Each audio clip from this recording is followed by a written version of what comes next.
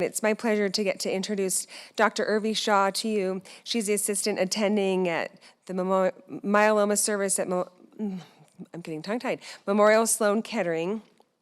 And cancer to her is personal. She's had her own personal experience being treated for Hodgkin lymphoma when she was an oncology fellow in 2016. And this really is what led her in her interest to studying the role of modifiable risk factors in cancer. She's studying the link between nutrition and myeloma via its effect on metabolic markers, immune system, epigenetics, and the microbiome. She opened the first nutrition trial in plasma cell disorders to date and is the principal investigator. Something new I learned about her through our icebreaker activity is that she enjoys hiking. So I'm hoping that she gets to enjoy some hiking while she's here in Park City, and so grateful for her making the trip all the way from New York to be with us today, and I turn the time to her. Thank you.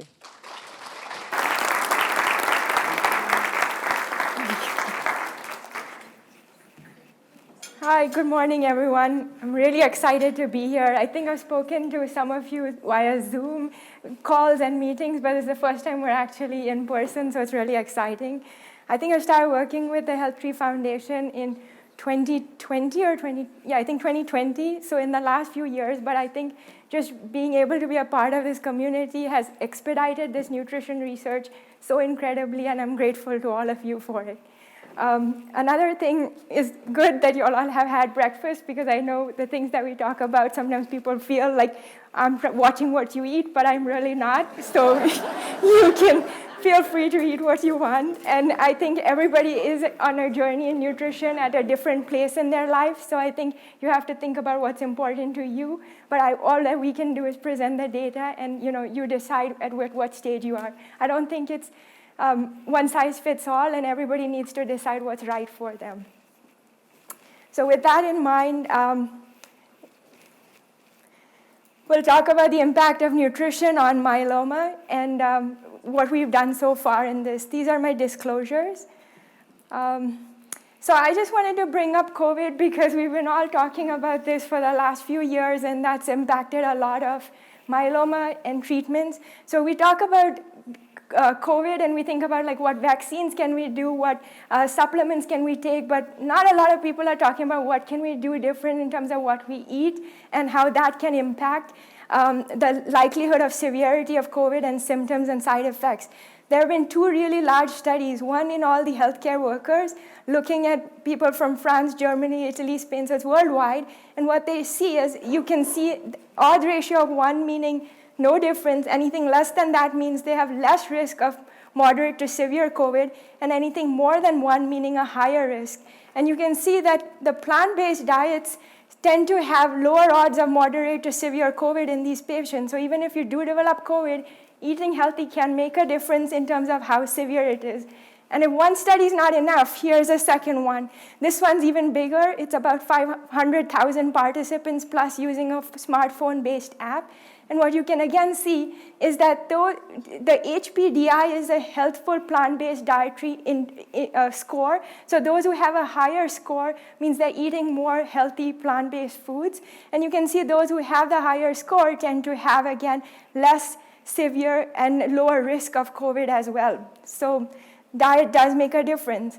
Another thing I wanted to bring up, this is not in myeloma, but I think it's a good study looking at genetic risk and the interaction with lifestyle. When we think about, again, diet, people feel like, okay, I have bad genes, what do I do? But I think there is, yes, we all are dealt with some genes that we get inherited, but the lifestyle is what we have the power to change. And what you can see here is that there's low, intermediate, and genetic risk categories. So the high risk are those who have bad genes. And then you can look at the black bar, which says that they have also an unhealthy lifestyle, and their risk of developing colorectal cancer is the highest.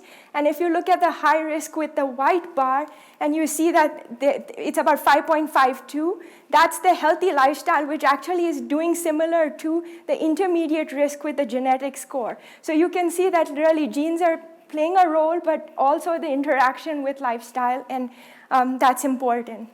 other things. I think good nutrition is important, not just for survivorship, where you want to reduce the other medical problems. Now that we have such good myeloma therapies, some patients are living very long, and that's a great thing. But the other comorbidities are sometimes the issue that patients have side effects from. So I think that's important as well. Treatment, if you have diabetes, heart disease, all of that, it impacts the drugs we can give you, like carfilzomib. And then if you think about prevention, so reducing the risk of development in cancer or relapse is also another important thing. So preventing other medical problems, other cancers. So, it's through the spectrum. It doesn't apply just at one time point. And about 1/3 of the most common cancers could be prevented through diet, weight, and physical activity. And these are data from the American Institute of Cancer Research. So with that in mind, we developed a nutrition research program at MSK to study nutrition, microbiome, and the metabolism. And we started working, some of my colleagues have been working on the microbiome since many years. As you can see, there are a lot of publications from MSK. The nutrition part in myeloma is what we started in 2019, late or 2020. So this is, I think, the most common question asked by patients and the least likely to be answered question: what food or supplements can I take? And so we want to try to change that over time. So, obesity, diabetes, nutrition, and microbiome are 4 areas that I'm going to talk about and how we could impact that. So this is some studies, like we published a review on this topic, but you can see that there are so many different causes, so many different papers showing similar things, that obesity increases the risk of MGUS, the progression from MGUS to myeloma, which is actually twice as likely to progress with a high BMI compared to a normal BMI, and also the risk of myeloma development, death, and cycling of BMI can also be worse than just having a stable BMI. So I'm not saying that people should go on crash diets, lose weight, gain weight. It's more important to pick a lifestyle that's sustainable and manageable over time. However, if patients lose weight unintentionally due to a myeloma diagnosis, then they are likely to do worse too. So it's important, both spectrums. Having a BMI within the normal range would be beneficial. So this is our review, and there were so many papers that we actually couldn't even fit them all into the review, and we had to pick some out because there is always a limit in the number of papers you can cite in a review article. And so you can see there are many, many different mechanisms by which obesity may be impacting myeloma outcomes through different molecules or biomarkers, inflammation, insulin resistance, and then the adipose tissue as well. The next topic I'll talk about is diabetes. And diabetes increases the risk of cancer, not just myeloma, but many different cancers. And this has again been seen in many epidemiologic studies where they look at large populations and see this association. We looked at this with myeloma and MGUS in a Swedish population, and what we saw that there was an increased risk of MGUS or myeloma within the 6 months of the diagnosis. So we're not really sure, is this correlation or causation? What I mean by that is correlation means that the same risk factors that cause diabetes are also causing the cancer, so we're just detecting them together, and it's not really the cause of it. And when we talk about causation, what we're trying to say is that the risk factors that cause diabetes are then causing cancer to develop after. So it's hard to tease that out with epidemiologic studies, but I think that is something we need to think about. So with HealthTree's help, we did this study looking at nutrition perception, needs, and practices of patients. We were thankful for over 421 patients to have answered this questionnaire. And we asked them, since your diagnosis, have you had questions? 82% said yes. We asked them if their oncologist addressed it, and the majority felt that they did not address it, and 23% said even despite the patient asking. So if your oncologist gave you dietary recommendations, were you able to follow them? And I was pretty surprised by this result, because I thought that, people give dietary recommendations, and most likely people are not going to really follow them. But patients think that they do follow them, or at least try to follow them. And then, are you aware of guidelines from the AICR? So these guidelines actually have looked at hundreds and thousands of papers and put together recommendations for cancer prevention. And I think only a third of patients even know about it. So that's something we can do better, where we bring more attention to these guidelines. And those that know about it do attempt to make some changes, at least half of them. We also asked about nutrition research, and you can see an overwhelming number of patients who are interested in this area of research. And so with that in mind, we also wanted to ask patients, what's their self-reported general dietary patterns? Have you made changes since your diagnosis? So we looked at their pre-diagnosis. We asked them, so this is obviously some bias in terms of what a patient reports and what they remember, but you can see that patients actually felt that they were eating more healthy post their diagnosis, just because they did think that that made a difference, and these numbers were significant. So we looked at even individual food groups. So we looked at, fruits, vegetables, legumes, and things like that. And in all those food groups that are considered healthy, we saw that there was an increased consumption post-diagnosis and a decreased consumption of red meats and junk foods post-diagnosis. So I think that goes to show that patients are interested and want to know more about it. With the next thing I want to talk about is just in nutrition, when we think about what are the broad strokes, or what is the overwhelming data around who gets more cancer and who less. And of course, there are many factors into play, and it's not just all nutrition. But when we look at large population studies, even these small increases can be teased out. And what you can see is there were 3 studies from France, USA, and the UK. And all 3 studies are showing pretty much the same thing. So different countries showing that higher plant-based scores had lower cancer.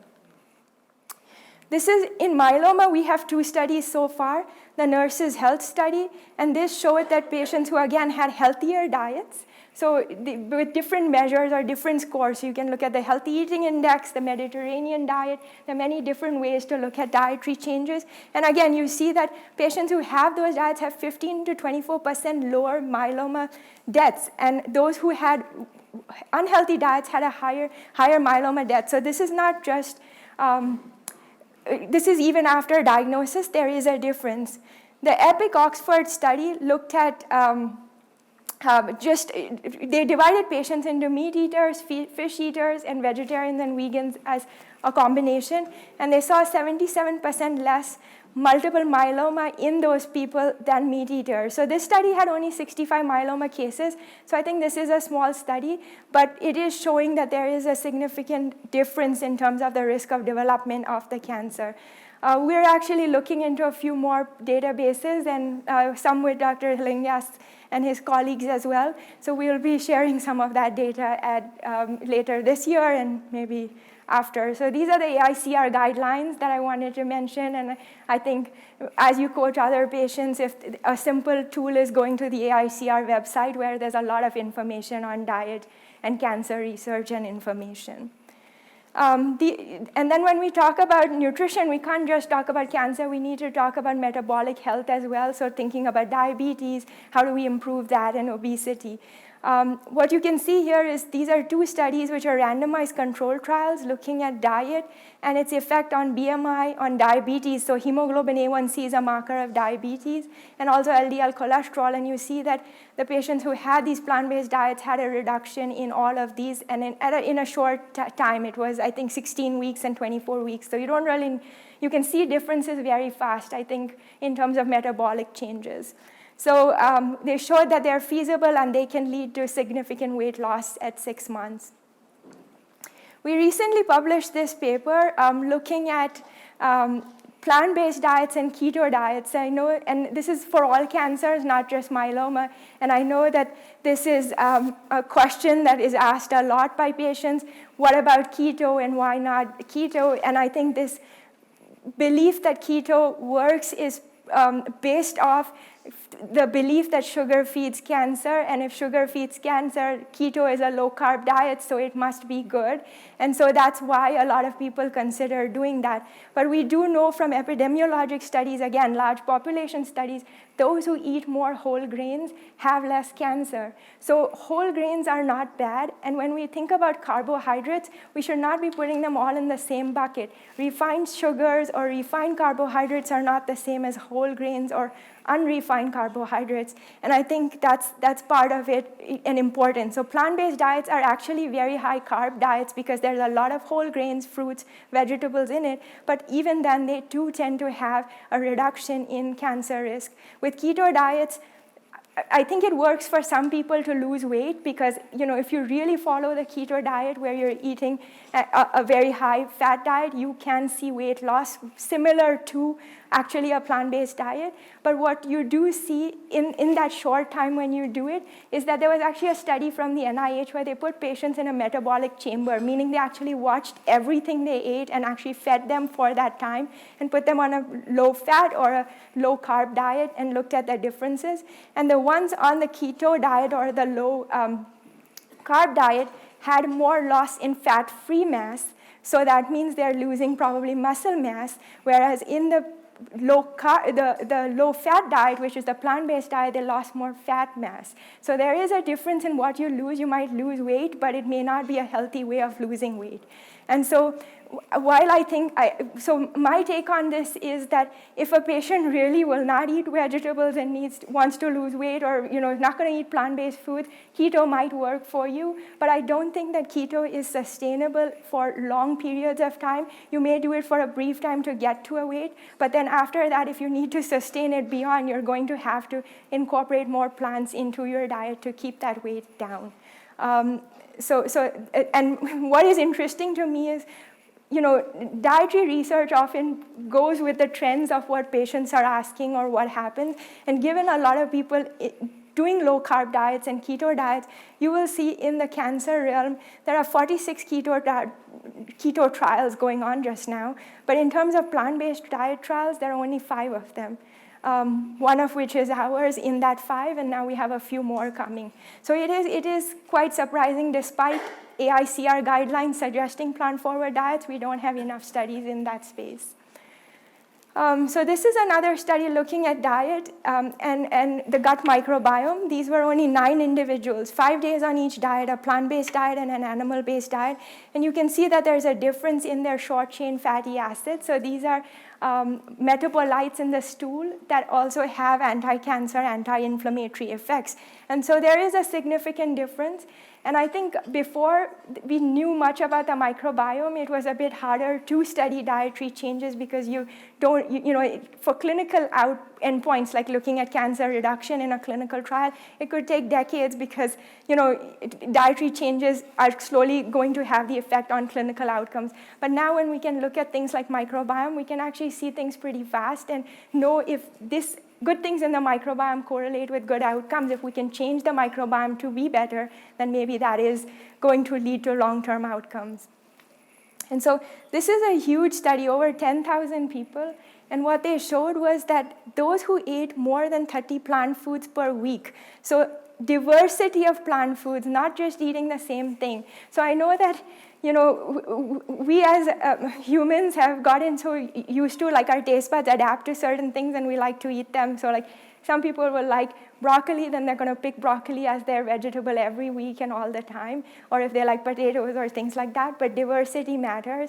Try to go outside your comfort zone and pick foods that you don't like in terms of fruits and vegetables, because that really matters in terms of leading to gut microbiome diversity as well. So if you count the number of different plant foods you eat in a week, if you get to a number over 30, you're really going to see a difference than those who eat less than 10 different plants per week based on this study.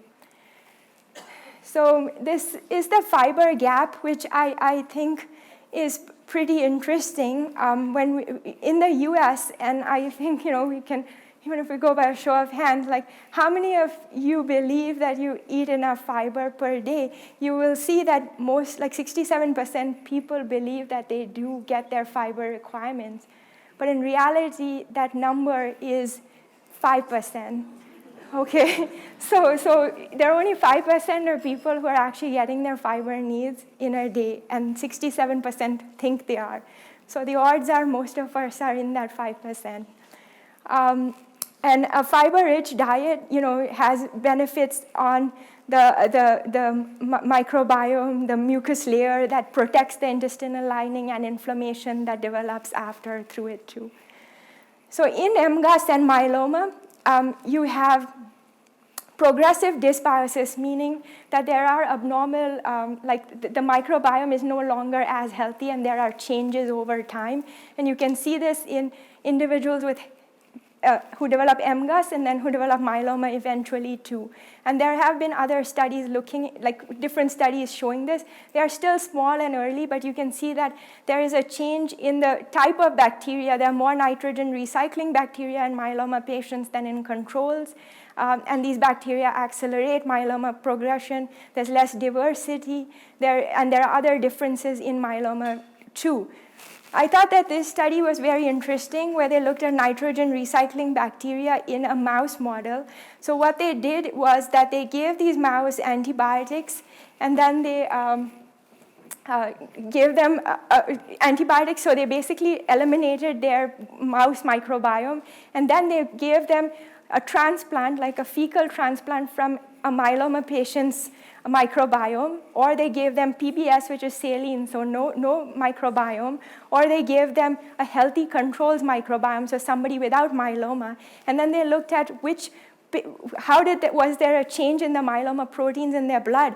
And you can see in red is the one with the myeloma patient's microbiome. So just by giving a myeloma mouse model the microbiome from a myeloma patient, there was an increase in the M spike faster than in a healthy controls microbiome. So there is something going on there, which I think is important. They also then looked further into which bacteria this might be. So they again gave the antibiotics to the mouse and then looked, is it Klebsiella pneumoniae, is it Clostridium? And one is a good bacteria and one is not. And you can see that the good bacteria, the Clostridium butyricum, actually the M spike didn't increase, but with the Klebsiella, it did increase. And then they did the same thing with looking at ammonium and urea, and again you see that those who had more ammonium in their the mouse that got the ammonium actually again had an increase.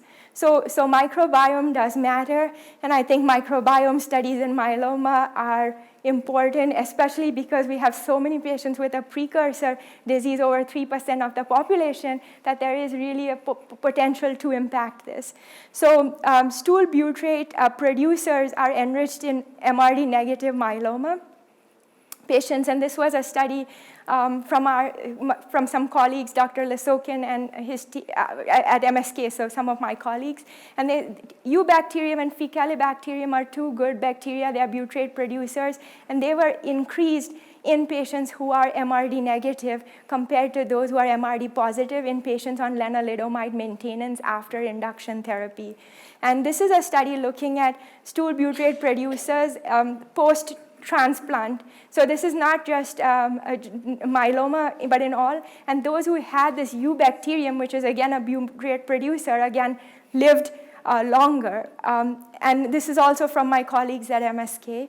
And then this last study also from MSK looks at plasma butyrate levels. So butyrate, like I showed you in the previous slide, more plant-based foods leads to higher butyrate levels in the gut microbiome, and these levels were associated with less chronic graft versus host disease. This doesn't matter so much in myeloma because we don't do allogeneic transplants as much, but this is something that matters in other blood cancers. So the common theme from these studies are butyrate producers, and I think these are the healthy bacteria that we should be trying to figure how we could modify to increase. And so we looked at this, the first study I showed you with the Eubacterium and Faecalibacterium, we took those same patients, same samples, and looked at little longer term data with patients on lenalidomide maintenance therapy. And we also actually gave them food frequency questionnaires to understand how they're eating and what their dietary habits are. And then we looked at different dietary scores, and we correlated this with the microbiome and with outcomes such as sustained MRD negativity. And what we do see again is that those who had more diversity were more likely to be sustained MRD negative. Those who had higher butyrate producers were more likely to be sustained MRD negative, and those who had higher stool butyrate levels were more likely to be sustained MRD negative. So again, we see an association here. I know association doesn't mean there's a causation, and I know, but when we look at everything together from other studies, leads some food for thought. We also looked at the healthy eating index and dietary flavonoids. So flavonoids are plant chemicals that only come from plant-based foods, and they do not come from any, and they are antioxidants with anti-inflammatory properties. And again, we see an association with the flavonoids and the butyrate levels and the healthy eating index, where more plant-based protein was associated, and seafood, but that's because it's a combined score, I think, because the flavonoids don't come from the seafood, but there may be some benefits to the seafood too. And so what we saw was an increased butyrate, like an association with the butyrate level. Since this is a very small study, these associations and things need to be, expanded into a bigger study to understand its true effects, but it's nice to see that there is some association. So dietary patterns may be affecting the gut microbiome, and these are potential mechanisms leading to myeloma control potentially too. So we wanted to tilt the scale for myeloma development and looking at that. So, we know that obesity, diabetes, Western diets, and the altered microbiome are associated with myeloma development. And we do know that prevention of this could be related to changing these modifiable risk factors. And so we decided to design a pilot study looking at this, where we're looking at how diet and supplements affect the metabolic markers, inflammation, insulin resistance, microbiome, epigenetic, and immune shifts, and lead to long-term control of myeloma potentially. But that's harder to study because that takes decades, and in myeloma we don't have time for decades. So with the NUTRIVENTION study, this pilot had opened to enrollment last year in June. I'm happy to say it's finished enrolling, and we will be presenting this data very soon. But this was a study looking at 12 weeks of a plant-based diet and 24 weeks of nutrition counseling in patients with a BMI over 25 and having MGUS or smoldering myeloma. It's completed enrollment. It's accepted as a poster to the IMW meeting in LA, so we'll have quite a bit of data for you by then, and we will present data on feasibility, metabolic markers, metabolomics, and the microbiome. So stay tuned for that, and we also plan to submit to ASH for further updates. What I can say so far is that one of our patients had spoken at one of your Health Tree events with Audrey and me, and that patient actually has smoldering myeloma and was on insulin for 30 years, and diabetic with obesity and other many comorbidities. And on the study, within a month, he stopped insulin, and he's no longer on any diabetic medications. So he's changed for life.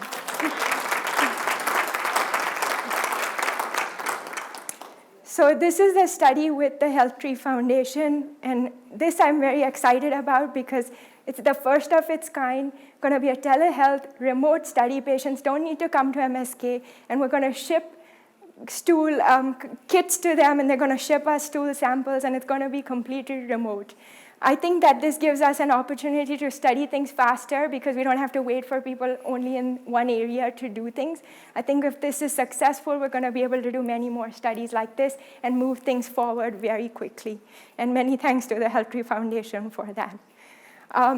So what we're doing here is we're just going to have, it's a very short intervention because as I showed you in previous studies, microbiome changes can happen very quickly within even a week of changing diet or things like that. So we're going to have patients just do 2 weeks of these interventions and see what happens to their microbiome before and after.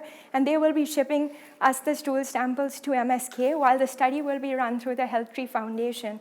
So we'd encourage, once the study is open, which I think will take another few months, but we hope that smoldering myeloma patients across the country can participate.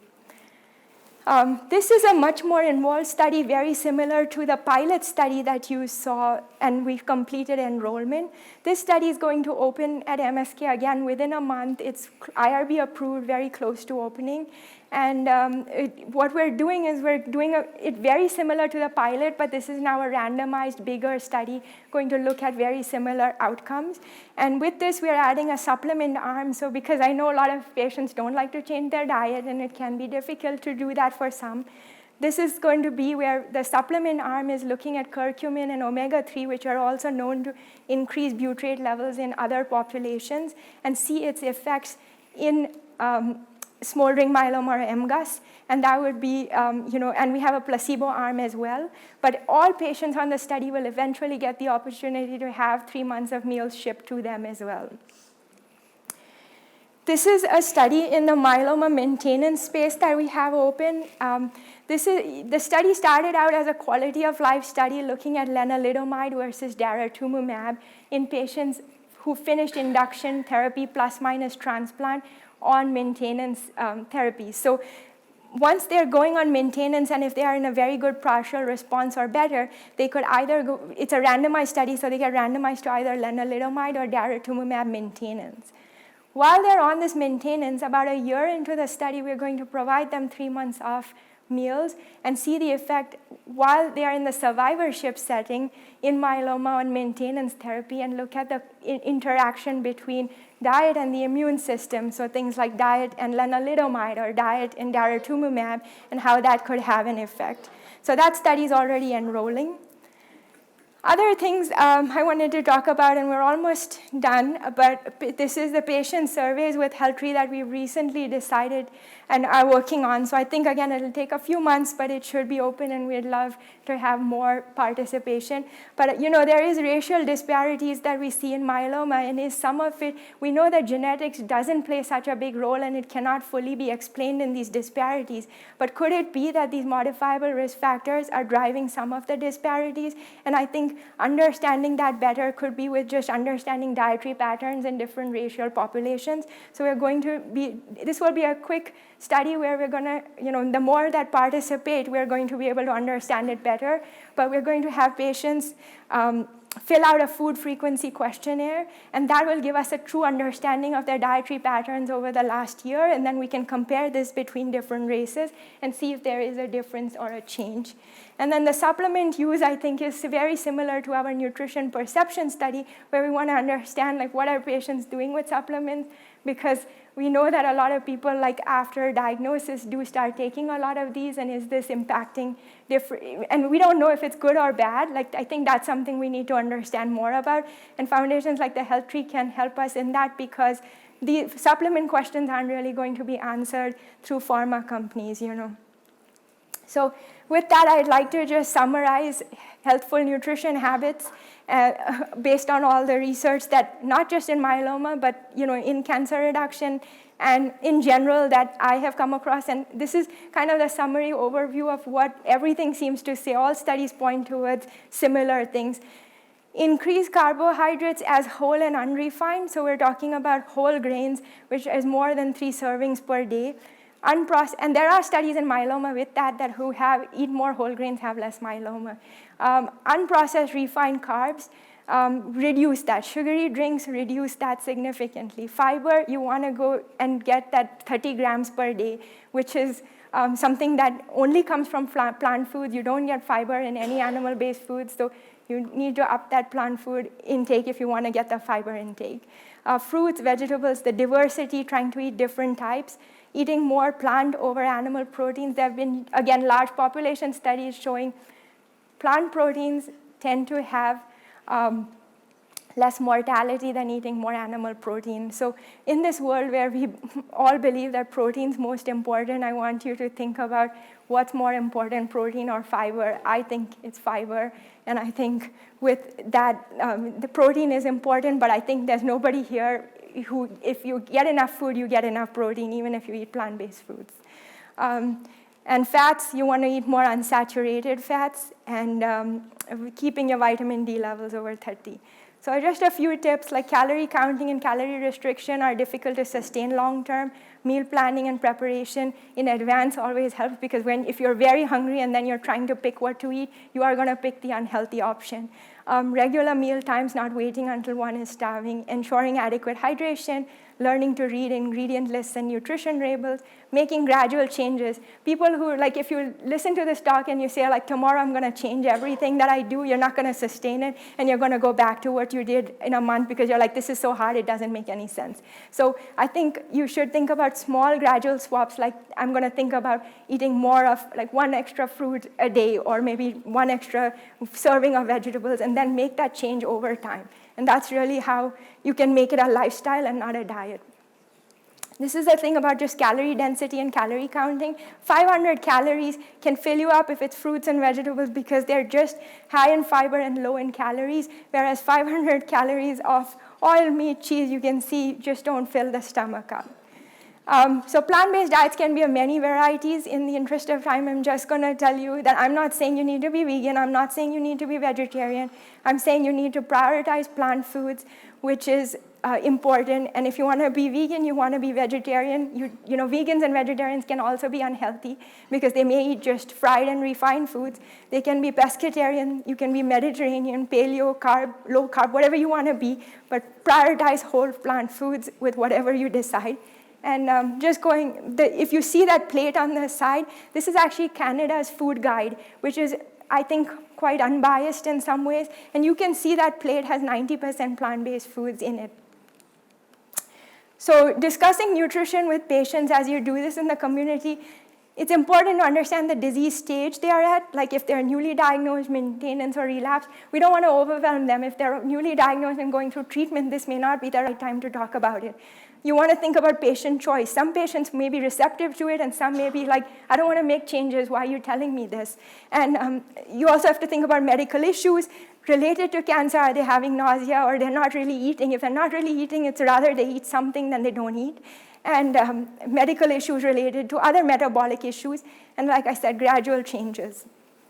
So more details about this can be on the HealthTree website, where HealthTree YouTube channel, where I'd given more detailed talks about all the studies in myeloma. And often when patients ask, I just refer them to these HealthTree talks because it's an easy way and I don't have to spend time in the clinic asking them. And so with that, conclusions, you know, obesity, diabetes, plant-forward diets are important, and we need to study the microbiome more. And this QR code actually links you to the studies that we have open. So if anybody, like your patients want it, you can just fill out the form with the QR code, and that reaches us directly, and we can reach out to you when we have a study that's right for you. So with that, I'd like to thank all our donors, funders, and the HealthTree Foundation. Really, it takes a village to do these kind of studies, and I'm really grateful for you all. Tony, are you feeling like our first two speakers were just for you? Yeah, I think Tony could be their cheerleader. Well, Dr. Shah, those connections really are so powerful, and it's exciting to see what you're doing to accelerate research in this field and what Cure Hub can do to help, and I'd encourage all of you to check that out, to get involved, and to share that with others. So thank you.